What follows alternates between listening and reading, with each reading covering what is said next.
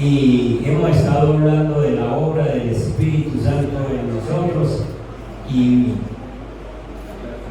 la palabra de hoy la he llamado ¿cuál es el propósito de la convicción de pecado?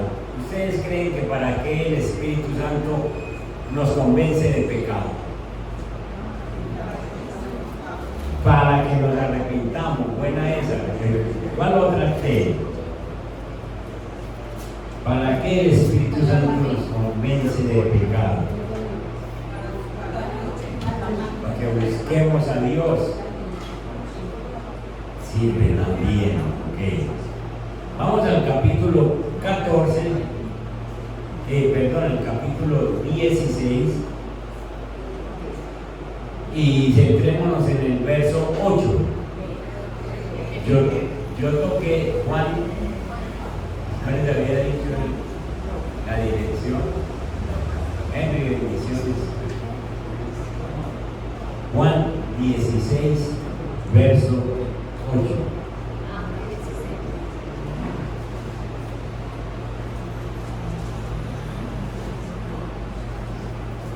Y entonces la Reina Valera dice: y cuando Él venga, ¿quién es Él? El Espíritu Santo de Dios, el Consolador. Y cuando Él venga, convencerá al mundo de su error en cuanto al pecado, a la justicia y al juicio. Entonces dice que el Espíritu Santo es el encargado de convencernos del pecado, de la justicia y del juicio. Hoy no nos vamos a quedar sino en el primero, en el pecado. ¿Qué es convicción de pecado? La Biblia nos dice que el Espíritu Santo entonces va a hacer ese trabajo de convencer. Para que nosotros podamos entender qué es lo que esto significa, la convicción de pecado, vamos a estudiar brevemente lo que no es convicción de pecado. ¿Qué no es convicción de pecado? En primer lugar, convicción de pecado no es simplemente una conciencia culpable o el sentir vergüenza por el pecado, porque yo puedo sentir vergüenza por el pecado sin ser cristiano. Cometo una cosa y entonces siento que la conciencia me dice eso no está bien hecho, y entonces yo siento una vergüenza.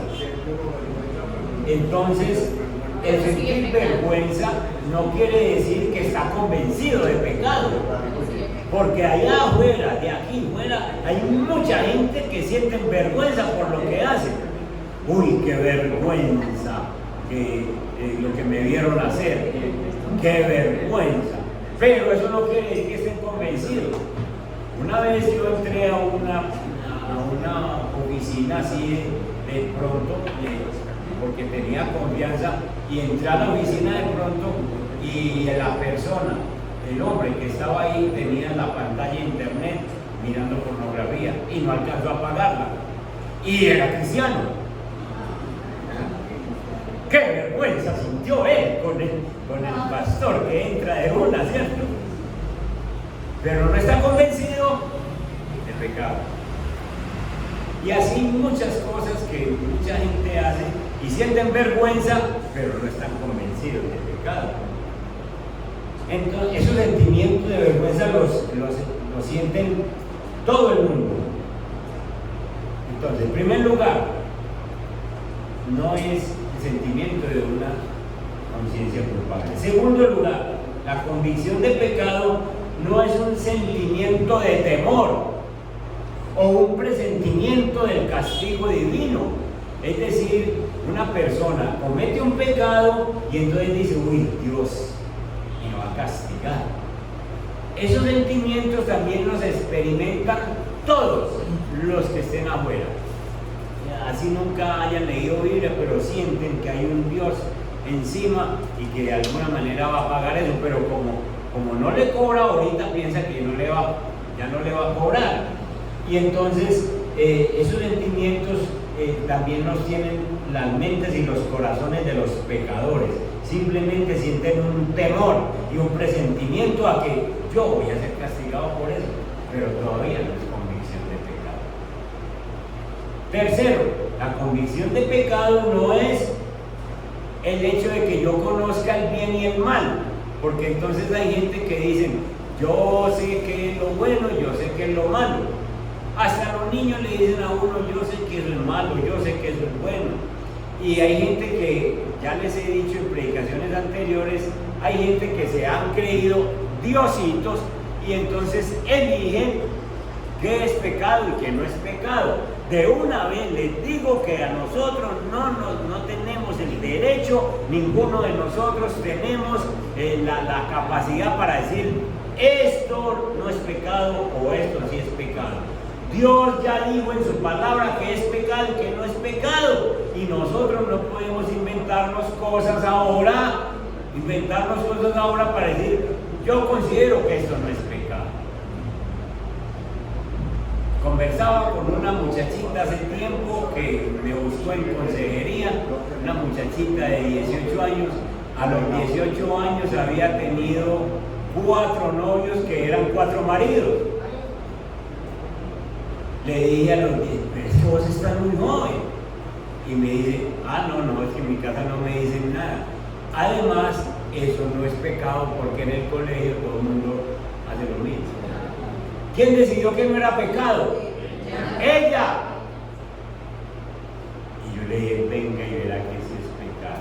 ¿Dónde está su papá? ¿Dónde está su mamá? No, yo no conozco Biblia. ¿Por qué vino aquí? Porque una amiga me dijo que viniera. Venga que sí es pecado. Usted ha estado en pecado de los 14 años. Es lo que dijo Dios, no lo que dice la gente. Entonces, cuando uno cree que mentalmente, que a nivel de conocimiento sabe cuál es lo bueno y cuál es lo malo, uno tampoco está convencido de pecado, porque uno no tiene ese derecho. Muchas personas entonces leen la Biblia y son plenamente conscientes de este versículo, Romanos 6:23. Mucha gente lee la Biblia y son conscientes de Romanos 6, verso 23. Dice, porque la paga del pecado es muerte, mientras que la dádiva de Dios es vida eterna en Cristo Jesús nuestro Señor. Mucha gente lee en ese versículo, muchos cristianos y aún no cristianos saben que la paga del pecado es la muerte, pero ellos no están convencidos de pecado. Uno puede leer eso y no estar convencido de pecado. La gente puede saber muchas cosas del pecado. Miremos a Efesios capítulo 5. Efesios 5, y miren ustedes el verso 5. La gente puede saber esto, porque pueden estar seguros de que nadie que sea avaro, es decir, idólatra, inmoral o impuro, tendrá herencia en el reino de Cristo y de Dios. La gente puede leer eso y saberlo. La versión Reina Valera dice, porque sabéis esto, que ningún fornicario, ¿saben qué es un fornicario? O cojo plastilina. Fornicario es la persona que no teniendo pareja se junta con cualquiera, le gusta con cualquiera. Adúltero es el que estando casado tiene relaciones con otra persona, pero fornicario es que un hombre soltero o una mujer soltera tengan relaciones o sencillamente sean pornográficos. Eso también es fornicación. Porque sabéis esto, que ningún fornicario o inmundo o avaro que es idólatra tiene herencia en el reino de Cristo y de Dios. La gente puede saber eso, pero eso no quiere decir que estén convencidos de pecado. Yo leo eso, incluso este pueblo cristiano leen eso y pueden seguir en la misma cosa porque no están convencidos de pecado. Y hay gente en la iglesia con esa fornicación metida en la cabeza, como el amigo aquel que encontré en el internet de susto, y hoy que iba a la iglesia. Está convencido de pecado y han leído. Entonces miren todas las situaciones. La gente sabe que el pecador se pierde el infierno, pero no están convencidos de pecado.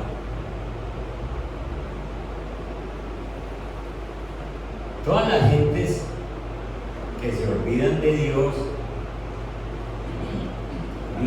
continúan viviendo en su pecado. Hay gente que se olvida de Dios. Miren ustedes que sí lo dice la Biblia. Vayan al Salmo capítulo 9. Búsquenme el verso 17. Ahí quiero otras versiones. Salmo número 9. La Reina Valera dice: los malos serán trasladados al Seol, al infierno. Todas las gentes que se olvidan de Dios. ¿Quién tiene otra versión? Esta versión dice ahí, el verso 17: bajan al sepulcro los malvados, todos los paganos que de Dios se olvidan. A ver, Marinita. Los perversos irán al lugar de los muertos, así como las naciones que se olvidaron de Dios. ¿Así como qué? Las naciones que se olvidaron de Dios. Las naciones que se olvidaron de Dios. Imagínense, ahí le está hablando de naciones que se olvidan de Dios. A ver, Vivi. Los malvados descenderán a la tumba. Este es el destino de las naciones que se olvidan de Dios. Este es el destino de todas las naciones que se olvidan de Dios. Escuchen, hay personas a esta hora que están olvidados de Dios. Se olvidaron de Dios. Déjeme que yo hago lo que quiera. Déjeme que yo me comporto como quiera. Y no solo hay personas a nivel individual, sino que hay familias enteras que se olvidaron de Dios. Familias enteras.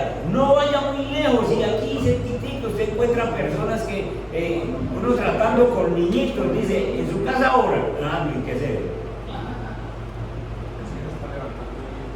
No oran. Acuéstese, vea televisión hasta que se canse y luego apague y acuéstese. Levántese, listo, a estudiar. No oran, no le enseñan a los muchachitos a orar. Porque los viejos tampoco oran, se olvidaron de Dios. Les parece que están viviendo sueltos, solos, equivocados, estamos en esa área. Y entonces esa gente continúan viviendo en su pecado porque se olvidaron de Dios. Toda esta gente que les acabo de nombrar no están convencidos de pecado, no están convencidos de sus pecados.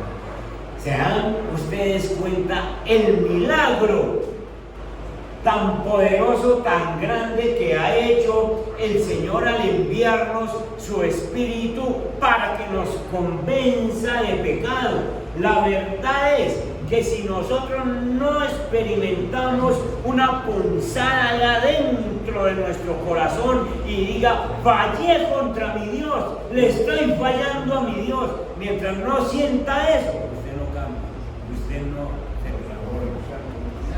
¿Saben cuál es el verdadero propósito de la convicción de pecado? Es que cuando nosotros somos convencidos de que somos unos pecadores, entonces ese proceso de convicción nos lleva a un cambio efectivo, un cambio notorio, un cambio que lo ven allí, lo ven allí, lo ven allí. Les pregunto, la gente de su casa, los vecinos, ¿están viendo un cambio en usted?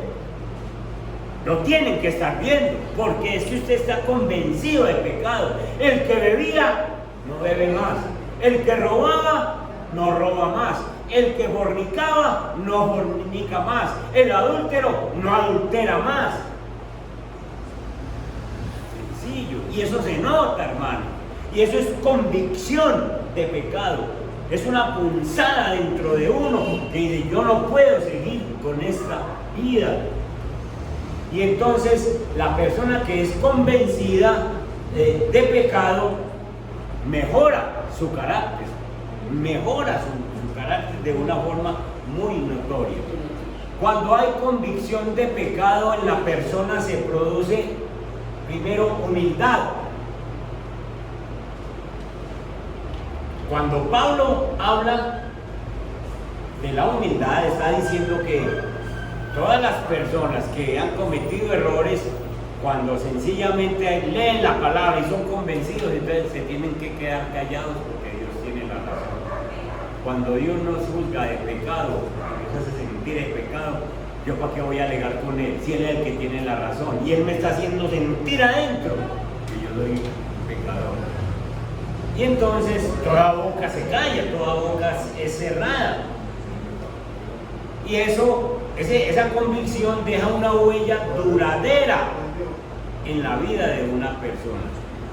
Uno tiene que quedar callado ante el trono de Dios, porque esto es una experiencia inolvidable que se nota cada vez más con las personas con que hablamos. Es decir, se le nota que es cristiano. ¿Usted alguien le ha dicho, usted es cristiano? ¿Le han preguntado?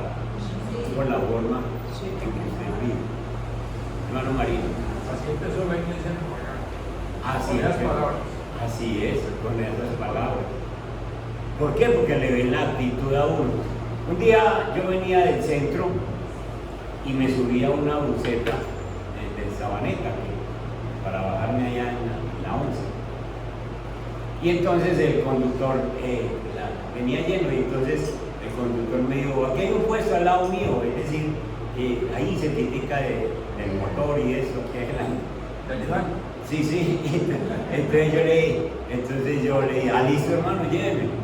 Y me senté ahí, no llevaba Biblia, yo no llevaba Biblia, me senté ahí y entonces, qué trancones tan, decía. Y yo le decía, hermano, yo no ayudo a salir de eso. Y en 2 o 3 frasecitas que él dijo, yo le contestaba cristiano, como debo contestar. Cuando veníamos, antes de llegar al poblado, me dijo, ¿usted es pastor? No me dijo, ¿usted es cristiano? No. Y usted es pastor. Le dije, hermano, soy pastor. Y cambió el vocabulario, y cambió todo. Pero ¿por qué notó que yo era pastor? ¿Por qué notó algo diferente? Por mi forma en 2 o 3 frases. Estoy convencido de pecado. Porque no tenemos por qué revolvernos con el mundo, que hablen como quieran, que piensen lo que quieran, pero nosotros no somos de este mundo, nosotros pertenecemos al reino celestial, nosotros somos del reino de Dios, nosotros somos embajadores de Dios. Y entonces esto produce humildad, la convicción de pecado produce humildad en nosotros, nos volvemos personas sencillamente que entendemos que Dios tiene la razón y dejamos de discutir con la gente. Dejamos de discutir con la gente. ¿Es usted humilde cuando le dicen, uy, usted todavía necesita cambiar eso? Oiga, ¿y usted quién es para decirme eso? Oye, dice, ay hermano, gracias. Gracias por hacerme notar que a mí me falta todavía un cambio. Eso es humildad, que lo reconocemos delante del reino. Pero también, además de que la convicción de pecado produce humildad, produce gratitud. Nosotros sencillamente entendemos la grandeza de Dios porque nosotros no éramos capaces de identificar que éramos pecadores. Nosotros creíamos que andábamos bien. Si puedo tumbar a ese amigo en un negocio, que yo soy el vivo, es verdad. Y creía que éramos unos vivos porque tumbábamos a fulano de tal o en un negocio. Creíamos que éramos vivos por muchas cosas que hacíamos, pero ahora nosotros entendemos, gracias Señor por sacarnos de ese mundo, ¿Y saben por qué nos volvemos agradecidos? ¿Por qué la gratitud? Porque nosotros por fin entendemos que ya no pecamos. No porque no nos guste el pecado, sino porque estamos tan agradecidos con Dios que nos convenció de pecado y nos dio la salvación, que ya no vuelvo a hacer otra ofensa delante del Señor. Los cristianos no pecamos, es por agradecimiento al Señor. Amén. Es por agradecido, es porque ya nos sacó, es porque ya nos liberó. Y entonces por eso es que sencillamente nosotros evitamos el pecado, como aquel José del Antiguo Testamento, convencido de pecado, y entonces está en la casa de Potifar y hay una mujer joven, bonita, que le entabla este acoso sexual y José sabe, pero José la evita, y porque está convencido de pecado. Un día cualquiera, a esa mujer ya no soporta más que este hombre se le escape, lo coge de la camisa y dice, venga mijo, y él le dice, se le suelta y le deja la camisa en las manos y le dice, ¿cómo voy yo a fallarle al Dios Todopoderoso que me está mirando? Convencido de pecado. ¿Cuántos José necesitamos en esta época, hermano? Que salgamos corriendo, que nos volemos de una situación de esas. ¿Qué le hace que nos digan COVID?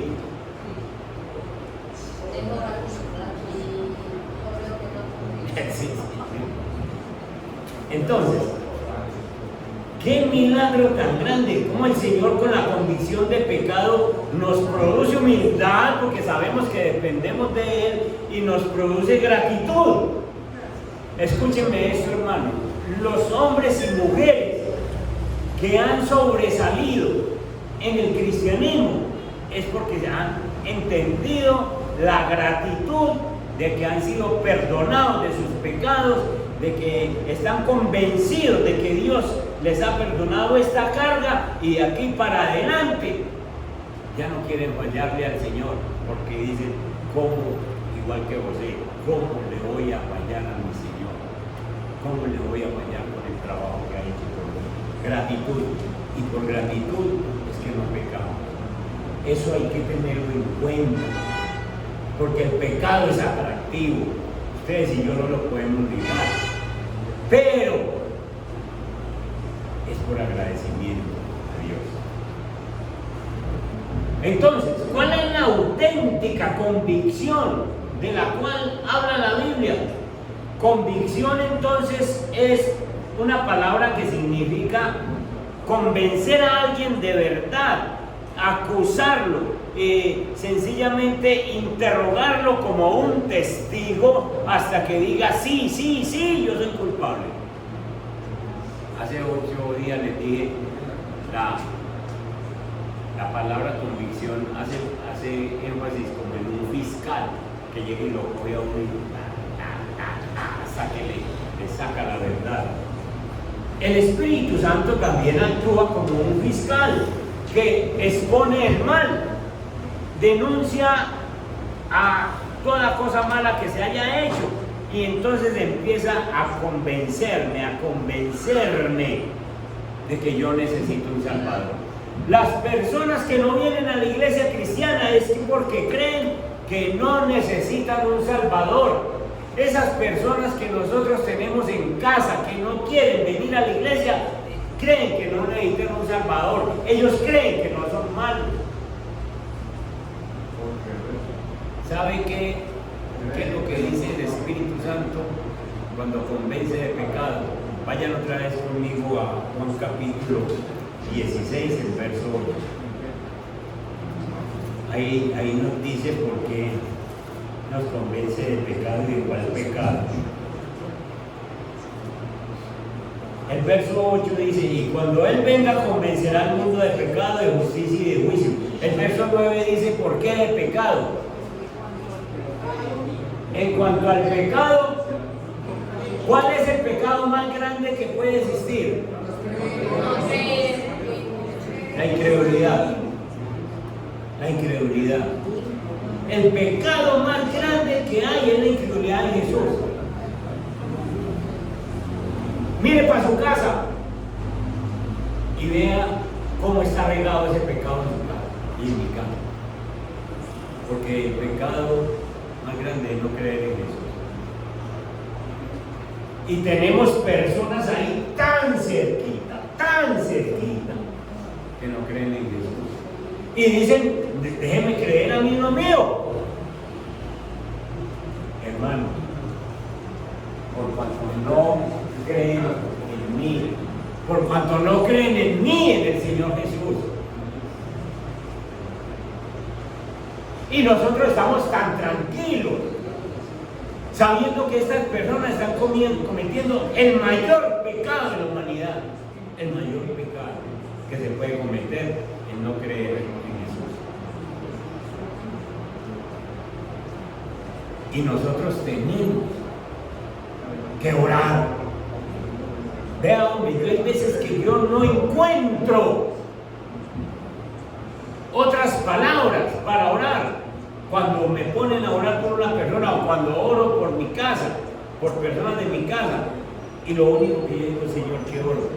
Y la única frase es, Señor, que venga tu reino sobre el órgano de plata. Porque es lo que necesitamos, Raúl.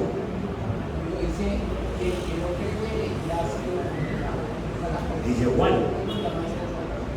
muy buen versículo, el que no creyera en Jesús ya está condenado. Entonces, hermanos, la incredulidad, ese es el pecado del cual viene a convencerte el Espíritu Santo, de la incredulidad, para que tú empieces a creer en Jesús. Empiezas a creer en Jesús y entonces Jesús te muestra que murió por ti, te muestra la salvación, te muestra todo lo que, las bendiciones que vienen y todo lo que hay todavía por delante. Entonces tener esa convicción es sentir, escuchen, estar convencido es sentir repugnancia ante el pecado. ¿Ustedes han sentido repugnancia de cualquier cosa? Por ejemplo, un alimento malo, por ejemplo, que produce... ¿Produce qué? Un asco. Un asco. Y entonces ni lo toco. No me dan arqueadas. Arqueadas. Ajá, eso sí. ¿Ante qué más se puede sentir repugnancia? Un mal olor, sí. Un mal olor, ¿qué es eso? ¿Cierto? Una cosa que uno se tiene que poner como guantes, porque lo tiene que coger, lo tiene que tocar, pero uno no lo quiere tocar con la piel, ¿sí? Algo así como lo que ustedes están descifrando, así es lo que se tiene que sentir con el pecado. Así es lo que se tiene que sentir con el pecado, una repugnancia total al pecado, como José otra vez. ¡Ay, esto no es conmigo, mija! Me voy de aquí, mejor me vuelvo. Entonces, ¿cuándo sucede esto? Cuando yo sencillamente he visto la pureza, he visto la belleza, he visto la santidad de Dios, y cuando yo reconozco que Él no se junta con nada de pecado y que yo lo tengo, entonces yo siento esa repugnancia y Señor, ya me convenciste, ya no te vuelvo a cometer esto, porque sencillamente tú has escogido este cuerpo para habitar en él. Tú estás aquí, Espíritu Santo, tú estás aquí, y entonces como estás aquí, yo no le voy a dar oportunidad de pecado porque me repugna ese pecado. Amén. Amén. Vayan conmigo al Salmo 51. ¿Se acuerdan quién escribió el Salmo 51? ¿Y por qué lo escribió? Había pecado. ¿Con quién era? Con Betsabé. Miren eso. Y entonces David tenía a su esposa y se asoma una día de locha que él tiene, le da por no salir a la guerra, sino que se queda en casa, se asoma por la terraza, un lugar más alto que los demás casas, y ve una mujer bañándose. ¿Qué debía haber hecho David apenas vio esa imagen? Entrarse y decir: ay, yo no sé, yo se arrema a pensar. Y esa muchacha no tiene la culpa de estarse bañando allá, allá es donde se baña. Señor, ya. Ay, qué bueno juntar a José con David en el momento, ¿no?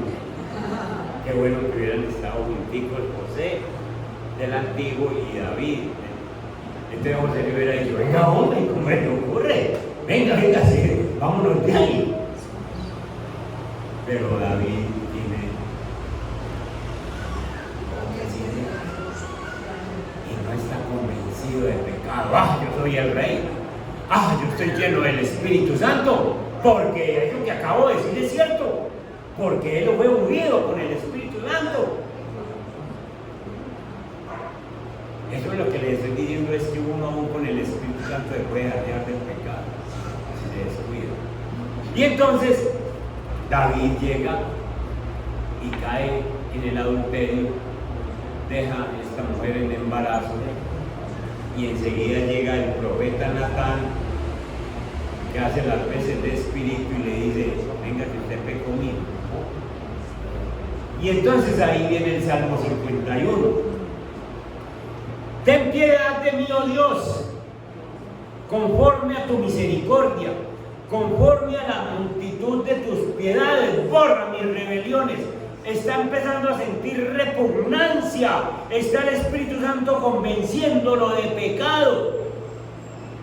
Conforme a la multitud de tus piedades, borra mis rebeliones. ¿Cómo es que esta rebelión todavía está dentro de mí? ¿Cómo es que hago lo que hago, Señor? Y enseguida dice en el verso 2: lávame más y más de mi maldad y límpiame de mi pecado. Lávame más. David se imagina como que necesita restregarse, pero cuando uno se restrega por fuera, pero por dentro, ¿quién lo restrega fuera? Lávame más y más de mi maldad. Ya les he explicado esas dos palabras. Maldad y pecado son dos cosas distintas. Y David dice, y lo pone en un orden muy lógico: lávame más y más de mi maldad. ¿Por qué la maldad es diferente al pecado? Porque es que el pecado es lo que yo hago en este momento, pero la maldad es lo que sigue dentro de mí. Y entonces David necesita que la maldad sea borrada para no volver a pecar. ¿Sí? Usted llega y ve un billete ahí mal puesto o bien puesto.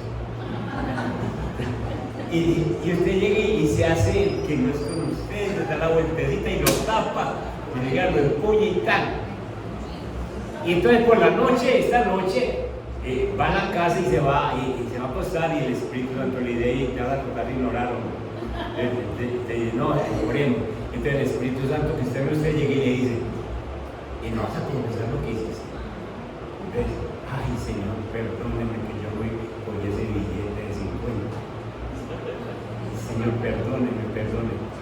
Pero mañana lo devuelvo, Señor, mañana lo devuelvo. Pero no ha confesado ¿qué? La maldad del dentro. Está confesando el pecado, está confesando el hecho, pero no está confesando la maldad. Lo que debe decirle es como David: Señor, que yo no vuelva a hacer eso, que esta maldad se quite de mí. Hay que confesar la maldad y hay que confesar el pecado. Y David siente eso y siente repugnancia. Verso 3: porque yo reconozco, mírenlo, ya está dentro de él el Espíritu. Yo reconozco mis rebeliones y mi pecado está siempre delante de mí. El verso 4 es clave: contra ti, Señor. Eso ya es convicción de pecado. Eso ya es convicción de pecado contra ti. No pequé siquiera contra Urias, que lo maté. No pequé siquiera con Betsabé, que la embaracé. No pequé contra todo el pueblo, que le fallé. No pequé contra mi familia, Señor. Pequé contra ti. Cuando vos sintás eso, vos estás convencido de pecado. Cuando sintás que le fallaste a Dios. Ah, no. ¿Qué me voy a confesar yo si solamente grité a mi esposa hoy? Un gritico. No está convencido de pecado. Le fallaste a Dios. Porque vos sos cristiano. Le fallaste a Dios. Que Dios ha dicho, trate a la mujer como vaso más frágil para que tus oraciones no tengan estorbo. Trátela como vaso más frágil, dijo el Señor. Ah, pero un gritico. Le fallaste al Señor. Así hacemos nosotros. El Espíritu Santo nos convence de pecado. Siento repugnancia por lo que hice. Siento repugnancia cuando hago una mentira. ¿Ves? Como otra vez esa mentira. Y siento repugnancia. Pero es que, Dios mío, ¿cuándo voy a limpiarme? El apóstol Pablo decía, ¿quién me librará de este pecado de muerte? Solamente Cristo. Entonces, David está diciendo, contra ti solo he pecado y he hecho lo malo delante de tus ojos, para que seas reconocido justo en tu palabra y tenido por puro en tu juicio. Es decir, Señor, me estás juzgando, estás diciendo que esto es pecado. Es pecado, Señor. Yo me alejo con usted. Usted lo dijo y así es. Sencillamente para que seas reconocido en tu juicio. Esta versión dice, contra ti he pecado, solo contra ti y he hecho lo que es malo ante tus ojos, por eso tu sentencia es justa y tu juicio es irreprochable. Es decir, Señor, usted dijo que yo hice lo malo, ahí está, usted lo dijo y me lo vas a sentir aquí. Eso es convicción de pecado. El día que vos estés convencido totalmente de pecado, vos estás muy agradecido con el Señor y no le volvés a fallar. Tener esa convicción de pecado es experimentar entonces esa repugnancia por el pecado. Es experimentar como un espanto ante el pecado, como que yo no quiero saber nada de eso, como que eso no lo quiero tener en mi vida. El Espíritu Santo nos ayuda a nosotros con esa convicción de pecado. Veamos algunas personas convencidas de pecado. ¿Se acuerdan de Mateo? ¿Cuál era el oficio de Mateo? Cobrador de impuestos. Vamos a Mateo capítulo 9.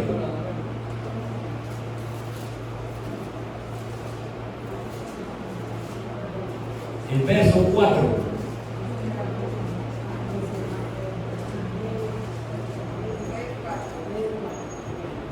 Capítulo 9. Miren ustedes conmigo el verso 9. Pasando Jesús de allí, vio un hombre llamado Mateo que estaba sentado al banco de los tributos públicos y le dijo, sígueme. Y se levantó y le siguió. ¿Cuál era el oficio de Mateo? Recaudador de impuestos. ¿Saben cuál era ese puesto? ¿Qué significaba? Él estaba lleno de plata. Él estaba rico. Porque el recaudador de impuestos era aborrecido por todo el pueblo, pero era muy querido por los romanos. Porque los romanos lo ponían a cobrar y él se hacía su sueldo. Es decir, usted nos da una cuota y de ahí para allá usted se hace el sueldo que quiera. Y ahí está también el hermano Zaqueo. ¿Se acuerdan de Zaqueo? Que era riquísimo, ¿sí o no? Y entonces Mateo está viendo a Jesús, lo está viendo trabajar y él dice, yo le robo a la gente, yo les cobro más de la cuenta, Y a mí, yo nunca había sentido nada. Ahora delante de Jesús yo siento como unas cosas que serán. Y es el Espíritu Santo convenciéndolo de pecado. Obviamente cuando Mateo, el Señor le dice sígueme, Mateo arranca a seguirlo, pero es que todavía no está convencido de pecado. Es después en el caminar con Jesús que él entiende que ya tiene que dejar de cobrar impuestos, que él entiende que ese trabajo no es para él, que él entiende que no puede ganarse la plata así. El que robaba no robe más, convencido de pecado. Y ya Mateo deja de estafar a la gente y empieza a seguir al Señor. El arrepentimiento está acompañado inmediatamente de la convicción de pecado. Cuando uno es convencido de pecado, lo que sigue es el arrepentimiento inmediato. Y ahí tenemos a este hombre arrepintiéndose y caminando con el Señor. Zaqueo, un hombre rico, también cobrador de impuestos, de pequeña estatura, un día se sube al árbol y para ver pasar a Jesús, pero Jesús lo ve primero. Zaqueo, necesito estar en tu casa hoy. Ah, qué noticia. ¿Qué noticia? ¿Por qué no miro a los otros, sino que me miro a mí? Será por la plática que tengo. Zapatos de charol, buen vestido y encaramado en el palo. Pero eso pensaban las mujeres. Pero cuando llega a casa, Jesús no le ha dicho nada, sino que simplemente está esperando ahí conversar y va siendo convencido de pecado. Sin el Señor predicarle, él va siendo convencido y dice, le he robado a la gente, todo el mundo me odia. Y mire Jesús esa forma de ser. Señor, dice allá en la sala, voy a salir y al que le debo alguna cosa lo pago 4 veces, convencido de pecado. Y el Señor le dijo, ¿qué está esperando conmigo? Hágale, arregle las cosas. La samaritana, convencida de pecado. La samaritana. 5 maridos has tenido y el que ahora tienes no es tu marido. Y Jesús está ahí simplemente hablando y ella va siendo convencida de pecado. ¿Se han leído el pasaje de la samaritana? Ella se llevó el agua que venía a recoger. ¿Sí la llevó o no la llevó? Ella no llevó ningún agua. Ella ahora recibió el agua que salta para vida eterna y llegó a predicar convencida de pecado. Amén. La convicción de pecado es lo que nosotros necesitamos.